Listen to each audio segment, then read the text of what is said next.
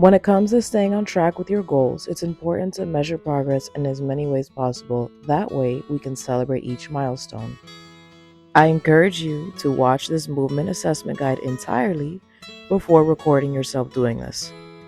Before we begin, give yourself time, check in with your body from head to toe, see how you feel, and take that into account before doing this movement assessment guide with me. So we are starting off with some squats. Now keep in mind, I'm going to need some from each view, okay? So I just need a few for the front, a few from the side, and a few from the back. Check in with your body.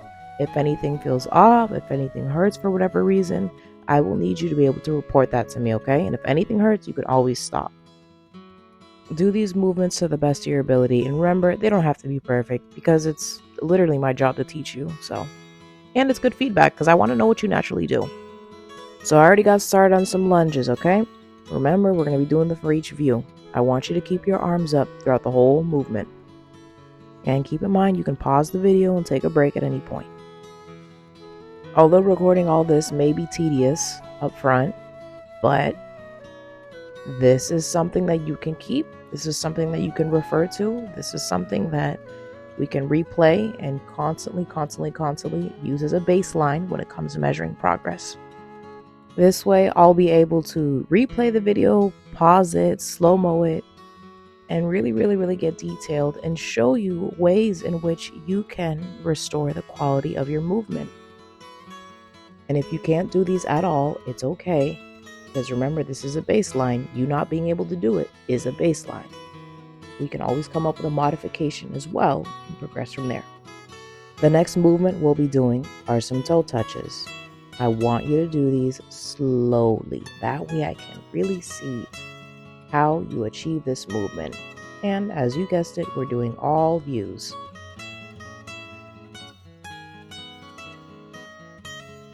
Moving on to the floor.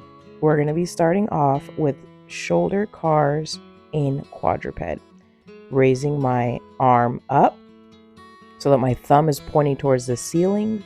And as I bring my arm back around behind me, I am flipping my hand so that my palm is face up as the back of my hand is touching my low back. Transitioning from your hands and knees on to planks. Now we're only going to be holding the plank for about 15 seconds. I just want to see how you naturally do this.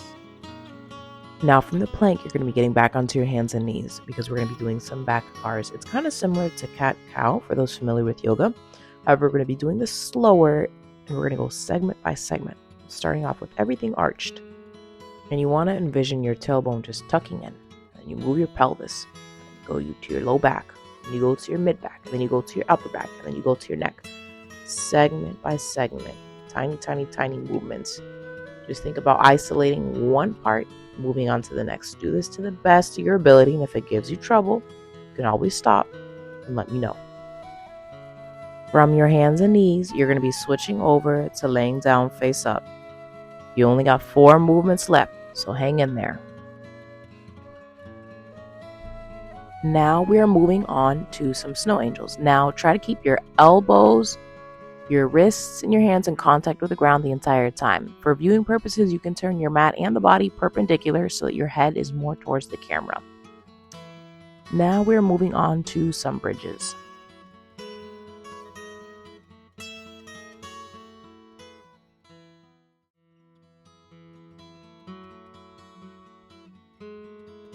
Next, we're going to be doing some open books. You're going to turn your mat around and everything around, and then you're going to be laying down on your side like I am here.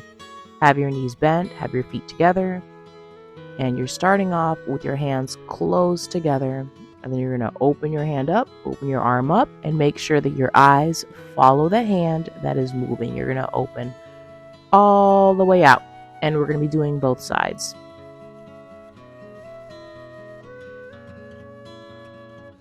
Once you finish with this side, you have 1 movement left. So congratulations on making it this far into the video. We are almost done.